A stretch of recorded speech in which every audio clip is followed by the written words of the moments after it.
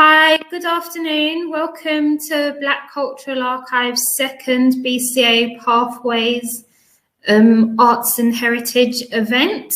I hope you are all safe and well. I'm here at BCA's headquarters at number 1 Windrush Square. It's raining outside, so I'm really happy that we can do this event virtually. Hopefully next year when we do our third one, it will be in real life, but on a sunnier day. I just want to take this time to thank Esme Fairburn, our main sponsor, who are funding our wider work, which is on workforce development in the arts and heritage sector. Where we are looking at how can we make the sector more accessible to those who are underrepresented, looking at the different barriers and the ways that we can work around them and support those people and organisations to be more inclusive. The past year has been one of the most strangest, I would say, in my lifetime. We have had a pandemic that nobody saw, and we've also seen one of the most visual examples of how Black lives can often be treated not as equal as others in the death of Floyd George. But we also saw the global response to that. We saw so many people, whether they're affected directly by racism or who wanted to be allies, really stand up and champion change and equality. And the arts and heritage sector have been a part of that as well. Many of the organisations that we know of in Britain have made statements and action plans that stood in solidarity with the Black Lives Matter movement last year, that came to the forefront again last year, but also looking at different ways that they can enact racial equity within their organisations. And today we'll be able to delve into those statements and those initiatives a bit further with representatives from those organisations. I think last year it was great to see statements shared, and now we're getting to see what are the results of that, what are the action plans of all these different organisations. So I think with no further ado, we'll move into our first section of today, which is our panel discussions. The panel will be chaired by Katie Dash, and I'll just read her profile. So Katie Dash is head of CBI's Everyone's Business campaign, tackling the changing role of business head-on. Everyone's Business provides insight into people's day-to-day relationships with business and uses this research to target the disconnect between people and firms, identifying action that will improve understanding of what business does, as well as how business can be a force for good. Alongside her day-to-day role, Katie is co-chair of the CBI's Race and Ethnicity Equality Network. And prior to joining CBI in 2013, even though she doesn't look old enough to be working for that many years, Katie held roles at the Institute for Government and the Scottish Government. Katie is also one of the trustees at Black Cultural Archives. On our panel, we have Dr. Helen Sharman. She is the VNA, otherwise known as Victoria and Albert, Director of Learning and National Programmes. Helen is rereading a sentence because I've double printed it. Helen is the Director of Learning and National Programmes and the Chair of V&A's Anti-Racism Task Force. In her early career, she established the education programme at the October Gallery in London, ran Festival Education for Cultural Cooperation, which is now called Culture and led Learning and Access for the Museum of Contemporary Art in Sydney, Australia. She was a founder member of the education team at Tate Modern and on the directorate that mobilised the new Design Museum. Before joining the V&A in spring 2018, she is committed to harnessing the potential and power of cultural and creative learning for all, never more critical than now. She is currently a governor of Forest Hill Community School in South East London. Oh, I went to their sister school, Sydenham Girls. She's a trustee of Chelsea Physic Garden and sits on the advisory boards of the Arts Council England's Durham Commission on Creativity and Education and the Cultural Learning Alliance. She maintains a keen interest in development, education, and has worked in a voluntary capacity on several education projects overseas. And then we have Laura Pye. She is the Director of National Museums Liverpool. She joined the organisation in August 2018. Born in Liverpool, Laura returned to the city following several years as Head of Culture for Bristol City Council, with responsibility for the 5 museums in the city. Prior to moving to Bristol, Laura was Interim Heritage and Culture Manager for Warwickshire County Council, covering a similar mix of services to Bristol, including the museums and archives, arts, archaeology and ecology teams. Laura's early career in museums was focused mainly on museum education, and she has a wealth of experience of working in the north of England across Liverpool, Yorkshire and Lancashire.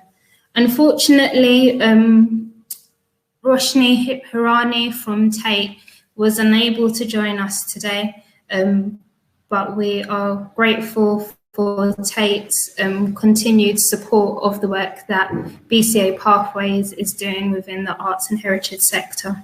I'll hand over to Katie. Thank you. Great, thanks, Karis. Can I just check you can hear me okay, panelists? Fab.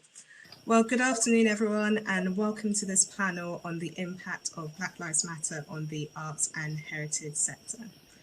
I am a BCA trustee, a proud trustee, and I'm delighted to be chairing this panel and really pleased that Helen and Laura can join us.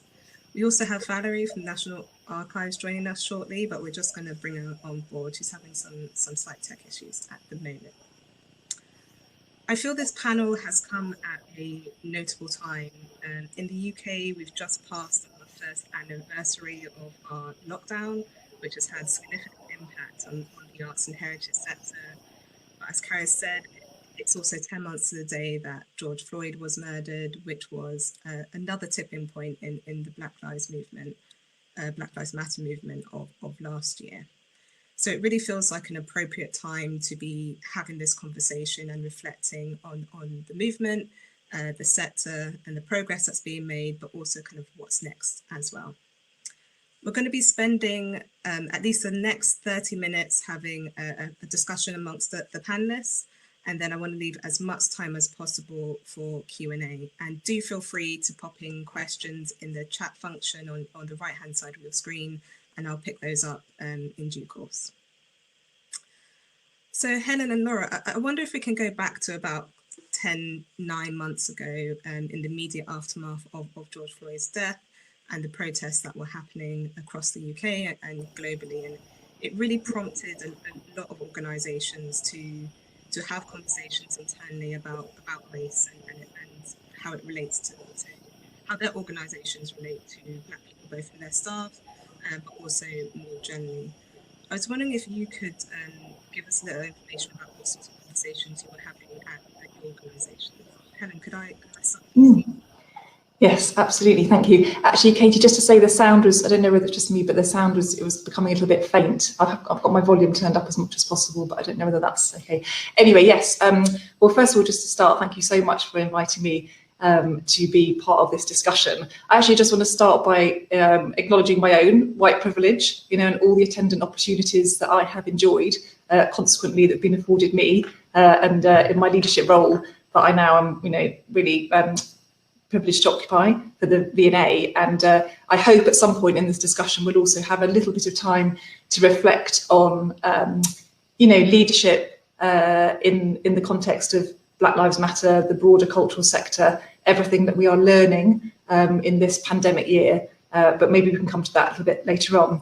So yes, conversations in the aftermath of George Floyd's tragic murder. Essentially, this really gave an opportunity for colleagues within the museum to have space for conversations around race and equality, diversity, inclusion more broadly, conversations that had been going on within the institution for many years, but had not been afforded the space, the opportunity, the prioritisation that really needed to happen in order to become part of a movement for change, culture change, and all the kind of pragmatics around that. And we have needed and have taken time to think through very carefully, and this is an ongoing process, what our commitment to change would look like. We set up, and we'll talk about this I'm sure but later on, anti-racism task force. And that's an ongoing commitment, representatives from across the whole organisation charged to develop a set of recommendations and concurrent metrics, which are really important, and maybe we'll also talk a little bit about that. And essentially, the response has been, I hope, the right way to create space for sensitive, difficult, critical conversations, which will help inform change within the organisation. And this is about sustained, embedded change. This is not just a very quick sort of social media response. It's something far more profound and, an absolute priority now. Thank you. Yes, definitely, and I agree with everything you said. And Laura, I was reading your blogs and pieces on the National Museum's Liverpool website about some of the conversations that you were having. I was wondering if you could expand on what sort of things you were talking about then. Yeah, I mean, I think, it's 10 months ago to the day, it became it was an interesting moment for us within National Museums Liverpool, but it was a moment within what we believe has been a movement for us as an organisation for a long time. So, the International Slavery Museum has been in existence for 14 years now as a independent museum. And we had been discussing for the last couple of years the expansion of the International Slavery Museum, but also we had been having conversations internally about the importance of how we as a wider organisation tell Black histories. And that, we're very clear that we don't want, and nor do we believe it is the case, that the International Slavery Museum is in some way our Black museum offer. That isn't how that works at all. So we want to ensure that we are celebrating Black achievements in Liverpool through the Museum of Liverpool, because that's where it should be celebrated, and that we are representative when we're talking about pictures that are displayed in the Walker Art Gallery, for example. What it did do, though, and what the kind of attention did bring, is it helped us really move forward that conversation within the organisation. And as well, I think it provided some kind of momentum for us actually to be able to have the really difficult conversation. So I think, I've been at National Museums Liverpool for 2.5 years, and I think in the 12 to 18 months before last year, we had been having the conversation, but at a fairly polite level, for want of a better phrase. It was all very lovely. Do you know what I mean? We had lots of nice chats about nice things we could do. And I think we've had a Black workers group, Black staff group for a while now. That's been in existence for 10 plus years at National Museums Liverpool. But I think it allowed people in that group to really have a platform and to say, actually, no, this is the reality of what it's like to work here, or this is what it's like to be living in Liverpool and to be black, and so I think it allowed us to have it was much more raw and much more honest in terms of conversation.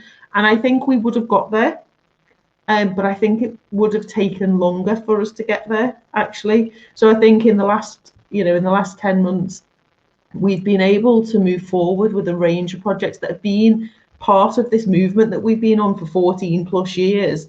And, we talk about that being really important. We talk with our community. We have a respect group that's like a community advisory group around race equality issues, and we've been talking with them for a long time. But I think what we've done is really be able to move the focus from ISM is really important to us. The International Slavery Museum is a massive priority for National Museums Liverpool. We intend to expand that museum to give it its own front door, which is symbolically so important to our communities, and to be able to tell that wider story around the legacies of transatlantic slavery. So absolutely, that's a priority, but that in itself is not enough. And across National Museums Liverpool, there is a wider piece of work that we need to do to ensure that we are representative across the piece. And it's about the whole, not just ISM. Yes, exactly. And as someone that chairs an employee network at my company, I definitely resonate with the point you made around having raw conversations. We've definitely had conversations about ethnicity and race, but not like anything we've had before, really, after that point. I was wondering if I can talk about your statements, actually, and while a lot of organisations kind of had the internal conversations, there was a chunk, but not all, who then decided to publish statements, and both of your organisations did. And I was wondering what prompted you to make that step. Laura, if I can come back to you, that'd be great. I mean, from our point of view, we have spoken out about these kind of issues before, so it's not necessarily unusual for us to make a statement in that sense. I think there was quite a lot of people looking at us to make a statement from the International Slavery Museum point of view. We chose to release our statement from National Museums Liverpool, and that was a very conscious decision. But yeah, I think there was a lot of people looking for us to do that. But we've said for a long time that National Museums Liverpool is a campaigning organisation, and we campaign for equality and human rights issues, and we set up the Federation of International Human Rights Museums, and we've made a number of statements on that in the past. And we've obviously been running the International Slavery Museum for a long time, and we've made big statements there. So I think there was a bit of course, we were going to say something, and we were going to speak out and say something. We released a statement, but then I also released a couple of reflective pieces, and that was actually more about us speaking to our communities who we've worked with for a long time. But it was about being able to speak to our communities to say, if the statement isn't enough, and we know that, and these are the things we need to do. And actually, I'm about to release another one probably in about a month's time, and just to say where we're up to and that kind of update, because I think it's important that we talk about some of those issues. But I think by doing the statement, it did allow an opening up of the conversation, which was quite important. I think my comms team would probably tell you as well that we kind of had no choice other than to release a statement, because I tweeted something from my personal account, and so they were like, well, now we need to get the official word out there, because now you've tweeted something probably breaching our social media policy. We need to say something. But we'd always, I don't think it was even something that we questioned. I know a lot of organisations did discuss for quite a long time whether they were going to make a statement and what it would say and things like that. We took a long time finessing the words of that, and we ran it past various colleagues and board members, etc. But there was never a question about us making the statement, I don't think. Helen, go ahead. Yes, thank you. I mean, not hugely dissimilar actually from Laura, but I think there's also, we're a publicly funded museum, so within that there's something around the role of museums in civic society, and enacting race equality. The public statement, that visibility is absolutely critical, because that's also then providing an opportunity in a way to be accountable to that, and demonstrating what the organisation values, both to staff, internally is absolutely critical. And we have our global narratives network, which is again sort of goes back to what Laura was talking about, this a safe space for colleagues of colour to have conversations that may not be so readily had in the broader sort of culture of the museum, while the museum is also on this journey of change. So the public engagement, museums as a space for debate, for necessary difficult conversations. I think it's critical to have that public, to have that visibility in the public realm, and it will, helps to foster that debate and those conversations. Thanks, Helen. And I was wondering if I could ask you both about more about the journey, I guess, from statement to perhaps where you are now. And sometimes I ask myself, what's different this time round? And personally, for the first time, I would say in my life, I feel hopeful, cautiously hopeful, I should say, but hopeful. And some of the things I'm seeing, and we would value hearing from the audience on this as well, are things like around leadership, as well as kind of strategy, embedding the strategy and having the honest conversations. And I was wondering if we could talk a little bit about how you then embedded this in your organisation and took it forward. And I was wondering if I can ask you a little bit about the leadership point in particular as chair of your anti-racism task force. Yes, thank you. So critical. So reflections on leadership, particularly over the last year. If I can just speak first of all, sort of personally / professionally, and I always think that's a sort of false dichotomy, really, if we're in terms of kind of values-led behaviours. So the importance of listening. A core. It's so easy to say, isn't it, that we are a listening organisation and we listen to one another, when actually it's hard to listen genuinely. It takes time and effort and attention, and to hear and to listen with a healthy dose of humility as well. Particularly as a white person in the cultural sector, which has an enormous way to go in addressing issues of inequality, which we'll know from the panic report that came out of Create London. There's a brilliant bit of loads of data in there that sort of empirically speaks to this. So for the V&A, creating this internal mechanism of our anti-racism task force, which I have chaired in its first inception for the first 6 months, was a way of creating space for listening to colleagues with lived experience of the daily experiences of systemic racism, which do for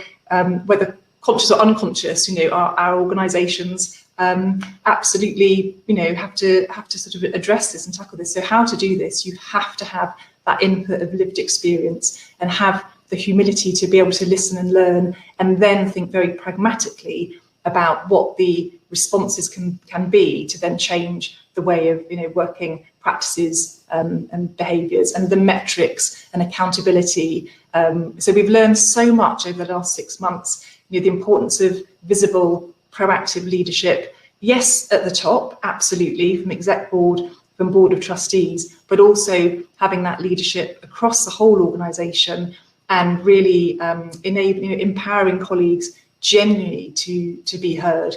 And so we are now, over the last 6 months, that our task force, I'm so proud of everybody on that task force. And it's been brilliant to work with colleagues who I wouldn't ordinarily have had that opportunity to work with them. But we've now, we have a set of recommendations. We have a framework with principles. We've put in place a series of talks programmed by colleagues on the task force internally initially to broaden our thinking around race equality. We've looked at every area of activity across the museum: workforce development, collections care, learning, interpretation, estates, design, audiences, digital.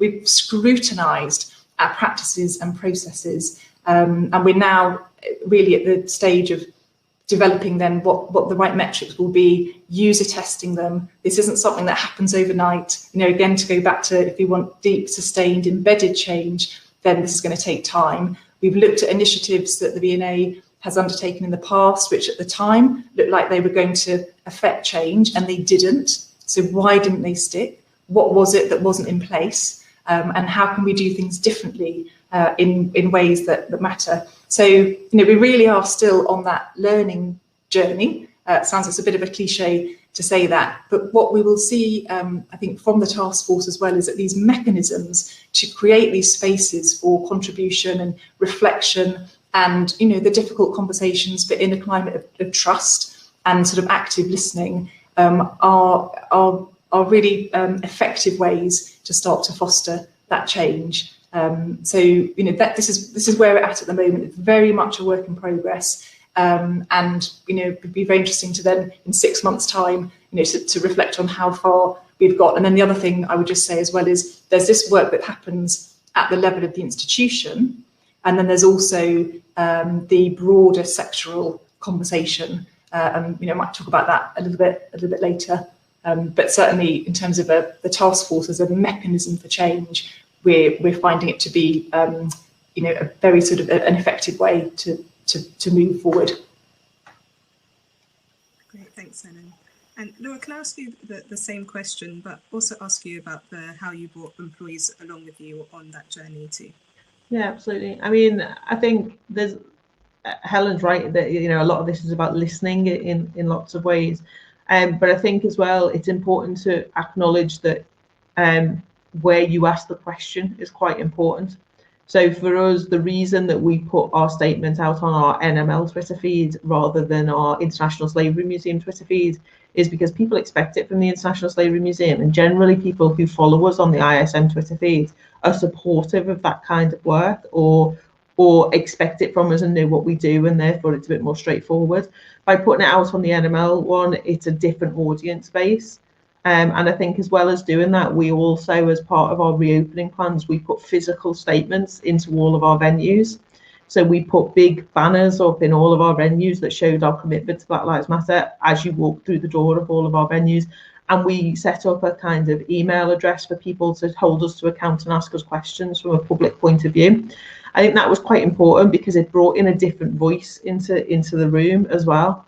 We set up a Black Lives Matter kind of staff group, and that was mainly our Black staff group plus managers that were in departments across the whole organisation as a kind of task and finish group.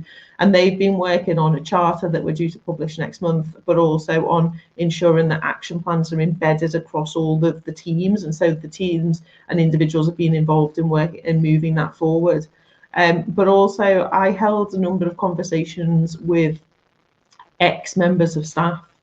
So members of staff who had left NML and not necessarily had a positive experiences working for us.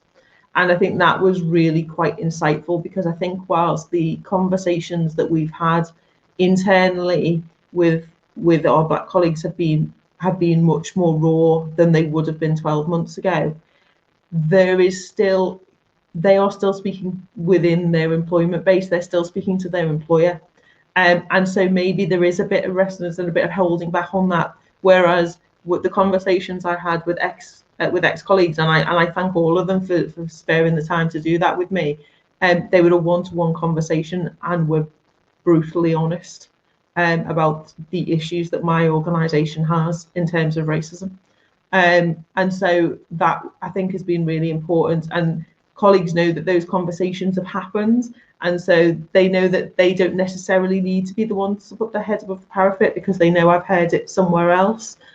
So we brought the staff with us in terms of them being part of that group, and in terms of them working with us on action plans that are embedded into their normal delivery plans. So now within our normal team action plans, everybody has some actions that relate to race equality and what we're doing around that. And as I say, the charter that we've been working on that we will publish is around how as an organisation we articulate what it means to be anti-racist for us and what we're going to do about that moving forward. So those things happened.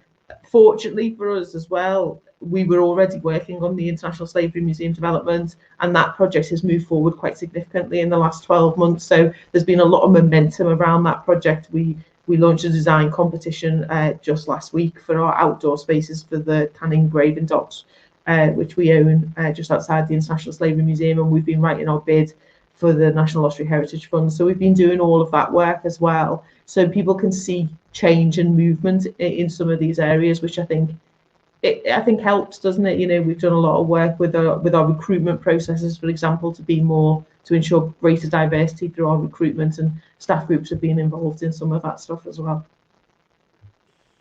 Great, thanks, Laura. I was going to ask a follow-up question, but I think Valerie's just joining us. Hi, Valerie, how are you doing? Hi, apologies. I'm on my third laptop to try and join you, so at least I made it. And apologies, everybody, for being so late. No problem, no problem. The tech issues happen. I think we've all been there, so no need to worry. We're just on the question around embedding organisational strategies and statements, Black Lives Matter statements into the business. I was going to ask Helen and Laura a follow-up question, and then I'll come back to you so you've got some time to settle in. Thanks very much. No worries. Helen and Laura, one thing you both mentioned was action plans and metrics. And I was wondering what kind of time scales are you looking at, and how you've approached those, because that's something we've done in our business, but we've had to really put some very kind of hard targets for ourselves, as well as kind of by when dates as well, knowing that a year is not enough. So I was just wondering how you kind of approach that exercise. And Helen, I'll start with you, and Laura, just feel free to jump in immediately after. Well, we're really right in the midst of doing that at the moment. So we've had our set of recommendations from the task force, which were developed initially from the task force. Then we took them to we have our leadership forum, which has about 45 senior managers in the organisation, and we shared the recommendations with that group and asked them to work those through with their teams as well, so that we could say to some extent we could feel confident that this process of developing the recommendations had been a sort of museum-wide endeavour. And then those came back to the task force, and then we further refined them. And in the end, we went to our exec board with a set of about sort of 30 recommendations for further prioritisation, really around just the time scales, because they're all important, but there are some which we can implement, very readily. So, for example, under a broader EDI workforce development, making sure that values, behaviours, demonstrable, proactive commitment to anti-racism, what that might then look like within divisional priorities, will then have the metrics that are tied to review in that process, and whether mandatory unconscious bias training, which needs to be part of a much broader sort of cultural change. There are some metrics which are very we can put into place kind of in the short term quite immediately, and then there are other ones which we just need to spend a bit more time really understanding what the effective metrics, accountabilities, stakeholders will be. And even though it sounds really dry, with all the reading that we've also done, and we've looked outside the organisation, outside the sector, CIPD has been brilliant actually with lots of the resources there, to really understand that it is in the absolute detail, really getting under the bonnet and attending to the detail of change, which is where change, in that sustained and embedded way can take place. And that's why actually some things, there might be some quick wins, but there are other areas that are going to take much longer time to get it right. And because we are a museum of art, design and performance, there's also a sort of design methodology. In fact, this is relevant across the board, about making sure that we have obviously a sort of human-centered approach, and we are taking the time to do user testing for the metrics. Will it work in the right ways across the organisation? Is there a sense of ownership by the key stakeholders? What are the other mechanisms that we need in place so that we're getting the data in the right way? Is that data that then we can standardise across the sector? So there are a lot of conversations happening both internally and more broadly around sort of developing and possible standardisation of some of these metrics. Thank you. I mean, I think from our point of view, we have a strategic plan that takes us till 2030, and so our bigger targets are linked to that plan around 2030. So, and they're the targets around being representative, and we talk about being representative as being one of our strategic aims. And at the moment, we're saying that would mean that we would have that 15% of our workforce and our audience would be from a Black or ethnic minority group and would identify as that.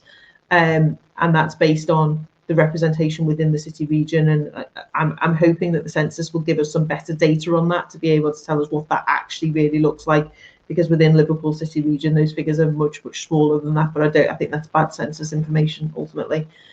So ultimately, that is the end target. That's what we're working towards. What we have with the action plans is a number of actions in between that what we're going to deliver, what we've already delivered, what we're going to deliver in the next 12 months, what we're going to deliver in the next 5 years.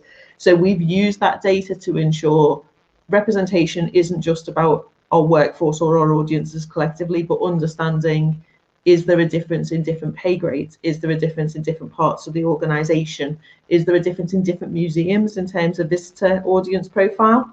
And making sure that all of them are representative and that works. We've obviously done some of the quick win stuff. We have unconscious bias training and all of those kind of things already existed within the organisation. So we've just moved on to a new e-learning platform, and that's all set up there. And we're moving forward with some other things, so we've appointed a historian in residence who's a local Black historian who's worked with us for a while, and so he's helping us with some of the wider NML story stuff. So, is that we're doing a project with the Walker Art Gallery at the moment around understanding where those paintings come from and the provenance of them, and understanding the background and making sure that that's representative. So there's lots of there'll be hundreds of actions that will have different dates set on them, and probably what you'll find is there'll be dates, things that will be done in the next 6 to 12 months, things that will be done in the next 3 to 5 years, and then probably we're ultimately working towards a 2030 data KPI, I guess, and the KPI is around representation. So it's around ensuring that we believe that, if we sort out the issues that we know we have with our recruitment processes, then that will help us attract more people of colour to be able to work within the organisation. But actually, we know that that's not the end of the story, because there's an issue around retainment and around progression within the organisation. So they're the next points on. So there's a range of different action points and a range of different dates on that, but all of them are ultimately aiming towards this one KPI that's around those stats that are hard, because a lot of the action points are qualitative rather than quantitative. So the quantitative measure is what's based within our strategic plan. Great, thank you both. Valerie, I'm going to throw a couple of questions at you. That's fine. I just want to pick up on the point Laura made around progression and development and retention, but I guess also attracting staff to your organisations, because I'm conscious many people in the audience will be looking for their next role in the arts and heritage sector. And I was wondering if you could speak firstly a little bit of kind of what initiatives you have and are about to undertake to attract Black staff to your organisation, and then I guess ask you to kind of circle back around what the National Archives are kind of doing, and its kind of strategy and its statement, and how you've embedded that. It might be part and parcel of the same thing. Okay, can I start with the strategy, because I think that's a kind of more obvious place to start. So in 2019 we had a new strategy which was very much framed around inclusion. So it was called Archives for Everybody, because we felt Archives for Everyone, actually. We felt that archives are for everyone. They should be, they should belong to everybody, and that had 3 themes, and one of those was directly inclusion. So right from the get-go, inclusion was absolutely at the heart of that strategy. And since then we've been working a bit, as the others have been describing, to kind of think about how we actually deliver that. So in January of this year we put a statement out on our website, which is still up there, to talk about how we're going to become kind of, the inclusive archive and how committed we are to equality and diversity. And we've got a kind of plan around that, and it's got kind of 4 sections, if you like. So there's one around audience, which you'd expect. There's one around practice. There's one around our position, because National Archives is the kind of leadership body for the archive sector. And there's also one around workforce, which obviously links back into your question. So obviously, as I'm sure everyone else around the panel table is doing, that's something that's really important to us. We want to have a workforce that represents the society we serve. So at the moment, National Archives, I did have a look at the statistics this morning. We've got just under 15, we've got 14.9% of our staff declaring as Black or ethnic minority, which is kind of better than it has been in the past, but there's still a long way to go. So what we're doing around that is, as I suppose as all the other around the table again are doing, we've got sort of multiplicity of initiatives. So we've just worked with inclusive boards to recruit a new non-exec board member, who's an amazing Black woman, Sonia Cargan, who's going to have diversity and inclusion as part of her portfolio. We're just going out to recruit for a director of people, inclusion and change. And obviously, as you can tell by the title, that's got inclusion at the heart of that role. And we're hoping that whoever gets that job will really be able to lead and kind of at a really senior level to enable us to do much more and much more visibly. So it's very much around kind of making sure there's visibility and real commitment at the absolute top of the organisation for what we're doing around inclusion. So specifically around attracting more Black staff, obviously we're doing things like anonymising recruitment, so to, the usual thing, taking people's names out, schools, universities, that kind of thing, to kind of eliminate as much bias as we can in that respect. We're trying to advertise in different places to encourage a more diverse set of applications.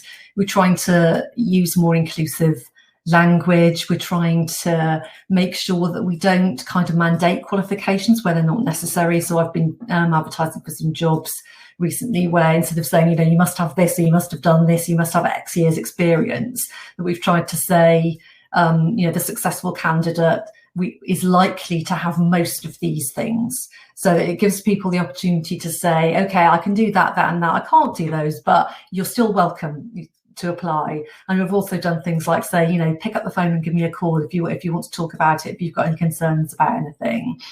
We've also done, again, try and have representative panels so that people, see people like them when they come for an interview. So we've done some kind of concrete things around kind of recruitment.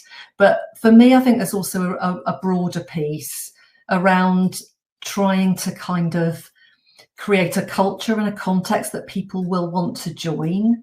So it's not just about the recruitment processes, because we're doing some work on those, but it's about trying to have a culture at the National Archives where people think we want to join that place. So we've got an education team going into schools and working with schools, to try and show how their histories are reflected in our records, so that they will see themselves again and be interested and see the relevance of that.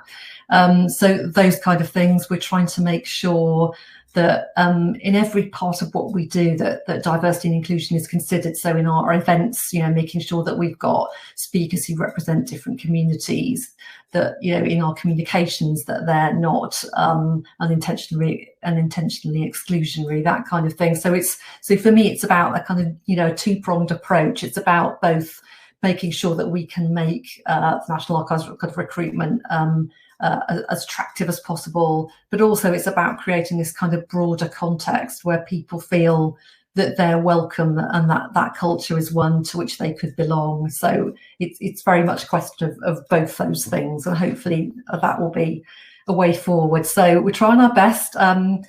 We're not there yet. So I'd also be interested, and one of the reasons I wanted to join the panel today is I'd be really interested to hear from the audience about what it is that they would like us to do. How could we perform better? Because kind of we're really committed to have a more representative workforce, but sometimes we stumble, we might be using the wrong language, we might not be reaching people. So I'd also be interested to hear from the audience and to kind of listen. So I loved Helen's idea about that kind of a humility of listening. So what is it that people want from us in order to make us the kind of place where they think, I want to be part of that? Thanks, Valerie. And we'll go to Q&A shortly, but for those listening in, do feel free to type any responses to Valerie's point on that. Helen, I know you wanted to yes, just very quickly. Yeah, and it's so brilliant to be hearing from panelists. The other thing, actually the V&A is running exactly tracking the same, 14% in terms of colleagues of colour on workforce. But actually, I just did a quick bit of research in terms of the national demographic. That runs about 20%. So, as a national organisation, we've got a way to go. But it was also drilling down. It's always good to be critical of statistics and the data. Yes, we need it, but also to kind of interrogate it. So certainly with the V&A, we can see then that diversity piece is very unevenly enacted across the organisation. So one of the areas that we're looking at is, well, where do we really need to make targeted and significant investment in terms of recruitment and training and professional development? And the curatorial workforce, as a museum, this is an area that we really do need to, and we are now making a commitment to investing in more roles, specifically around our collection, our Africa and African diasporic collection. But there's a new curatorial apprenticeship. I'm sure if Roshni had been able to join us, she would have talked about that, and that's gone through the whole standards framework, and that's being rolled out, and that's also being recognised that there's a real need for workforce development in this area of cultural and heritage organisations. And then for our capital project in V&A East, we're working with a number of partnership organisations in the 4 boroughs around V&A East for sort of driving forward diversity initiatives for recruitment into that project. So I think also there's that partnership piece is really critical, but also as being able to really look internally to see where are the really significant gaps in terms of the core work of the institution, and what are some of those internal mechanisms, whether it's mentoring, job shadowing, job sharing, what does that look like to really then nurture, both bring in a more diverse workforce, and also, my goodness, the quality of the experience and the talent internally. And of course, June Sarpong's recent, the Diversify book, and we're all aware of this. CBI, I'm sure, have all of this data. Everybody wins, everybody benefits from the more diverse workforce we have. And I really think this is absolutely critical. And one of the major kind of priorities for the whole sector, actually. And again, the panic report, it's all there. We've got all the data we need, and now we just need to effectively enact this, forever. Whether it's to a 2025, 2030 strategy, no, forever. This is a long-term sort of commitment, and it's exciting because it's about the change that we all need and want to see. And that then taken down to very pragmatic mechanisms for making that happen. Great, thank you, Helen. There's a question in the chat function which is directed at Valerie, but it's one I think for all of you around. Will recruiting managers be trained as well? So I guess there's something around if you are hiring staff, are they being trained in maybe inclusive recruitment policies, for instance? Valerie, if I can come back to you on that, and then Laura, I'll feel free to jump in after that. Answer very quickly is absolutely yes. So we do a lot of training around inclusive recruitment, and we're also interestingly just about to launch a sort of course out into the archive sector. There's some sessions going to be running this summer around inclusive recruitment, also for the archive sector, because to Helen's point, it's as a profession, it's incredibly wide. I think it's 97% wide, which is absolutely shocking. So we'll be doing some initiatives to help support them. Can I just kind of pinch, while I've got the microphone, can I just not respond, but kind of build on Helen's point around making sure that we kind of particularly target areas where there is very minimal diversity. So to the point I was just making about professions. We are aware that the archives profession, for which the National Archives is a lead, is, as I've just said, extremely undiverse. So one of the things we've been working on is to try and introduce an alternative pathway, because obviously at the moment it's a kind of MA or a postgraduate diploma, and that's got all sorts of barriers, as I'm sure people are aware, all sorts of issues around university itself being a barrier, the cost being a barrier, the time having to live somewhere else without being paid being a huge barrier. So we've been developing an archives apprenticeship, and that's just gone in last week to the Institute of Apprentices. So hopefully we will, fingers crossed for us all, we're really hoping that that gets through. And if it does, that will enable an alternative pathway so that people can learn on the job. It covers all of England.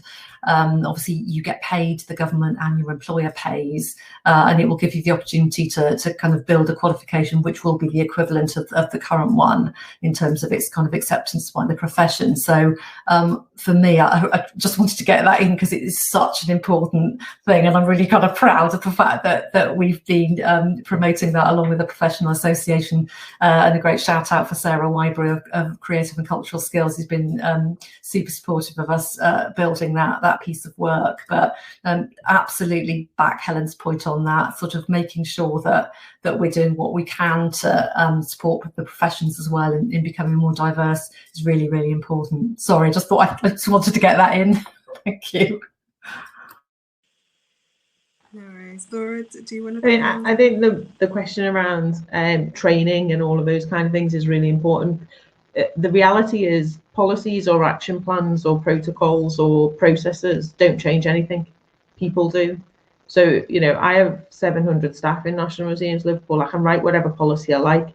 The reality is if nobody delivers that, and if that's not being delivered on the ground, it's completely pointless. So I think the important bit isn't, it isn't just me saying, oh, we're going to remove desirable criteria on our job descriptions, because then we're just focused on the stuff that is absolutely necessary for the job, or we're going to review all of the job descriptions and look at different pathways in, or we're going to do blind recruitment or whatever. It is absolutely the training bit that's vitally important. It's that training on making sure that my managers on the ground are implementing the actions and the policies that we want to drive forward to see the change. Yeah, completely right. The implementation point is key. Helen, there is a question for you as well. A participant would love to hear from you on V&A East, if there's time, and they would like to know in which sectors and levels of the organisation that diversity is located. Mm-hmm. And then there's a question for all of you around what your definition of Black Lives Matter is. So Helen, could I start with you on that, and then Valeria, I'll come back to you. Yes. Well, I mean, in terms of a definition of Black Lives Matter, for my take on this is that this is a proactive, dedicated movement for change, socially, culturally, politically, which is tackling racism and striving for race equality for all Black people, and this is the point around being proactive is absolutely essential. It's not enough just to not be racist. No, we need absolutely proactive anti-racism initiatives with careful and dedicated intention and attention. And this is certainly, we developed a strategic objective that sits underneath the broader EDI piece and the broader kind of 5-pillar strategy for the V&A, and that objective is around being proactively anti-racist and challenging all the kind of multidimensional aspects of racism, and then through a very kind of pragmatic work plan. So that's that part.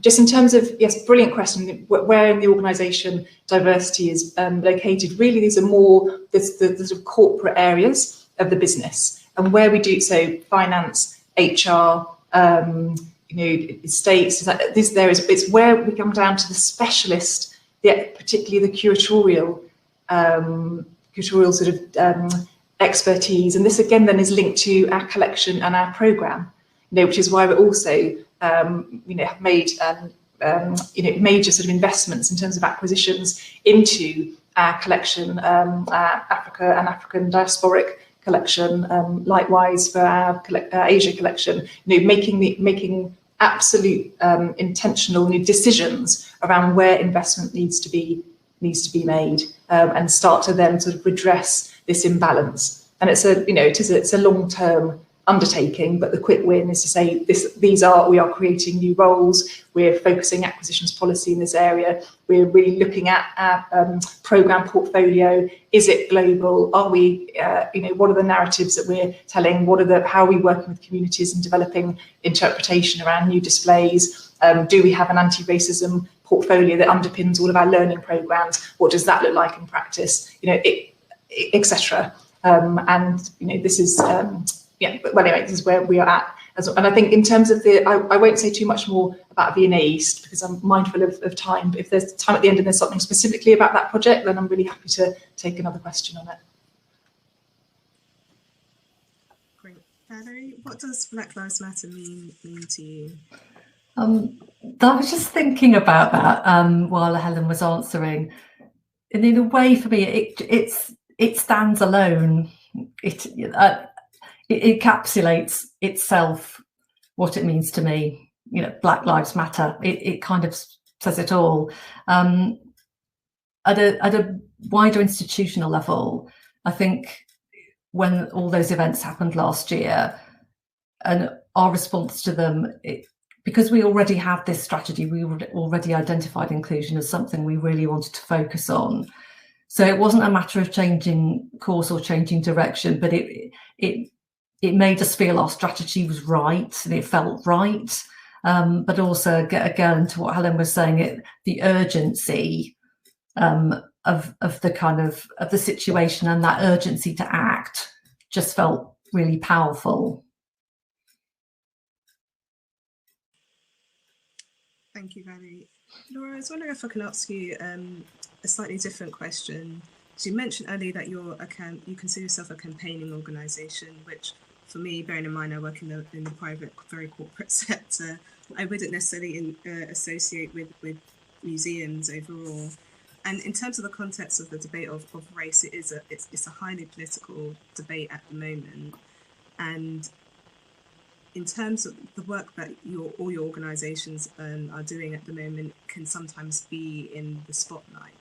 So how do you balance that, I guess, being in the spotlight with maintaining momentum on your commitments and your action plans, just generally speaking? Yeah, it's a really interesting question and one we discuss endlessly internally. We're a nationally funded organisation, and so that has challenges in terms of the vast majority of our funding comes direct from national government, and absolutely we're very grateful for that. So that kind of political element is a challenge for us and one we discuss internally quite often. I think for me, and I think this is the interesting point around Black Lives Matter and whether that's a political movement and whether you just said there that these race issues are very political at the moment.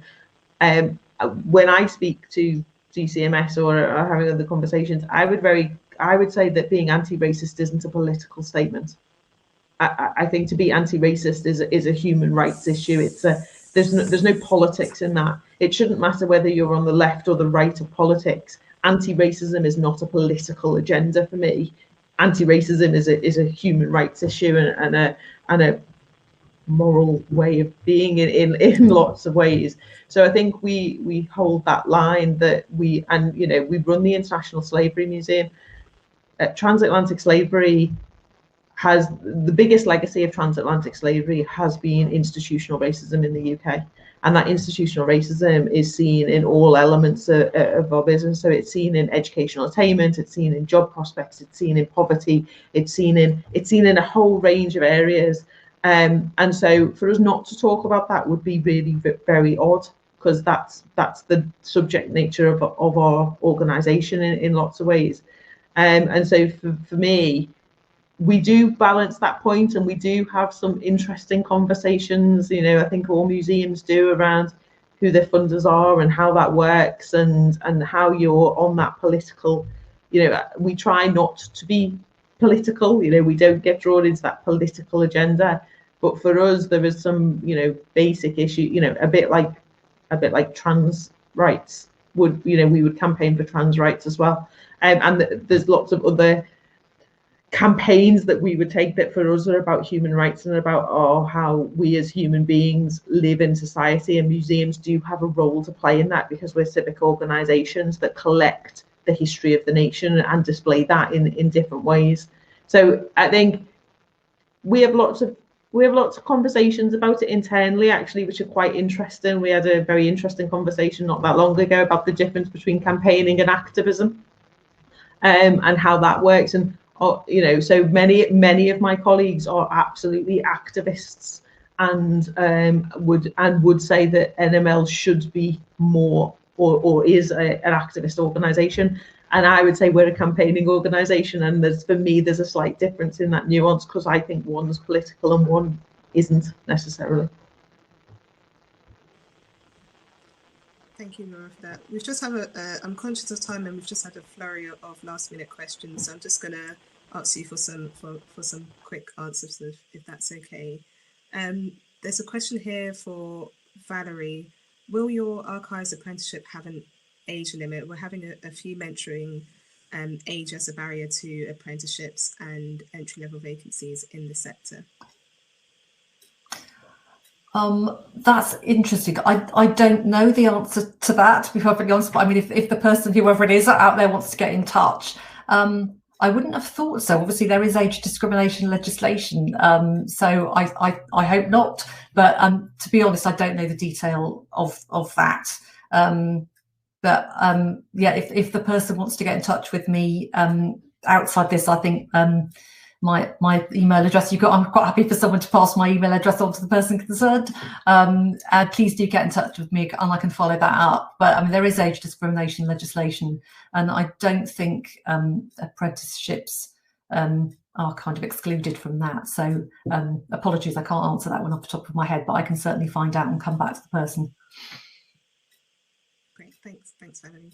And there's a question here around, how do we encourage all arts and cultural organisations to put out a Black Lives Matter statement and work towards more racial equity?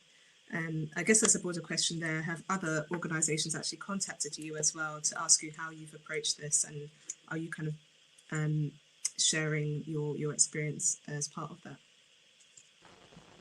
Oh, anyone can jump in there. Helen, do you want to go ahead? Yeah, sure, thank you. Well, it comes back to something I mentioned earlier around a broader sort of sectoral mobilisation, I suppose, around this really sort of urgent need. And part of that, again, not to be too kind of prosaic about it, but my understanding is that in terms of workforce development and HR, the HR sector in the cultural sector, that peers are meeting to almost to kind of standardise the metrics for gathering the data across the sector, and doing that collectively is really important. So there's a sort of benchmark and a baseline to work to, and I think that can foster confidence actually to underpin some of the changes that we know need to happen. So there's a point around sort of collegiality and organisations working in a complementary and joined up way. And then there's also there are some investments being made, through the GLA and the Art Fund. I think reviewing activity to date in this area, and then looking at whether this is investment in, again, referencing earlier, sort of curatorial roles, or where the gaps and opportunities are. So I think in terms of encouraging, broader sector engagement, we know the cultural sector has had to take a long, hard look at itself, at ourselves, particularly in the last year. And the role of particularly museums, we need to respond to culture, to the debates, to provide that space for engagement and discussion. And so, fostering doing that in a very visible way, I think is really important. And to go back to Laura's point, actually there are kind of political sensitivities around this, but we are arm's length bodies, so we can do this. We can create these spaces, and we can do this in a visible and appropriate and respectful way, and engage with our communities and be the platform for these discussions. And I think the more that we do that, and we do that in a way that's very transparent, that will then kind of foster the confidence. But underpin it, again, I know I sound like a broken record, And I would say, I never thought if I looked at myself 20 years ago, 30 years ago, coming into this work, that I would be so passionate about metrics and accountabilities. But I am, because that's how we know that the change is happening. And so rather than institutions doing this all individually, and replicating and duplicating work, to have a kind of joined up approach and take those conversations in the right way to funders, and through brand awareness and campaigns. All of this will help kind of gather the momentum that we need for broader sectoral change. I think as well, there's a really important issue around context, and understanding different organisations' context. So for me, we've obviously spoken to a lot of organisations who have asked us for support about putting out a statement or whatever. For me, there's a lot of organisations that have got a lot of work to do before they put out a statement. You can't put out a statement from your organisation without any authenticity. And so it has to be authentic. It's got to be what you're living and breathing as an organisation. And, just to give an example, National Museums Liverpool has 8 different museums across Liverpool City region, one of which is in a place called Port Sunlight, over on the Wirral. And the conversations around Port Sunlight, Lord Lever built Port Sunlight, and Lord Lever did a lot of his business work. There's a connection with the Congo and slavery in terms of the Congo. And they obviously were very keen to put out a statement, and the village were very keen to do something and to have the conversation. But there was a level of conversation and a level of discussion that needed to happen first. We all needed to be clear about what that history was, and the research needed to be done. And we needed to have a conversation with, with the families and with different people in the village and with different stakeholders, because by just putting out a statement, I think there's a real danger that you jump on a bandwagon and shove out a statement that you can't live up to. And so a lot of the conversations we've had with organisations are about be honest about where you are in this journey. Be honest about what position you're in, so that you can be authentically you, and that so people can hold you to account, but so that you're also acknowledging where you are and where you're starting from, rather than just putting out a statement because people are putting out statements, kind of thing. Thank you, Laura. I'm conscious that we've got 1 minute to go, so Valerie, if you can answer in a minute or less, that'll be, 30 seconds less. Okay. I take Laura's point. I think you've got to be authentic. So we did put out a statement. And we are the leadership body. It did land very well. I think it was really important to do that. It was on our website, still on our website. But I think you do need to back it up. So we've also tried to do things like, develop the apprenticeship. We've created a matrix for inclusion, so services can assess how inclusive their practice is. We're running inclusive recruitment sessions. We're trying to kind of build some activities that support that, to Laura's point about not just having a statement and then not doing anything. So it's about having the statement out there, which I think is really important, but I think it's about then backing it up with some real action. Great, thank you, Valerie. And Helen, Laura, Valerie, thank you so much for your time. We didn't get through all the questions, so what we might do is just get what we didn't answer and maybe pass them to you via email for a response, if that's okay, and push that out. Yes, so thank you so much. And to the audience, don't forget that you can visit the Expo section of Hop-In, where you can see all the different organisations with their stalls with more information on the opportunities. And we also do have some other sessions after this, which you can just hit the section there and have a watch of the sessions, including from our managing director at BCA. But Helen, Laura, Valerie, thank you again. And yeah, that's the end. Thank you. It's been a real pleasure.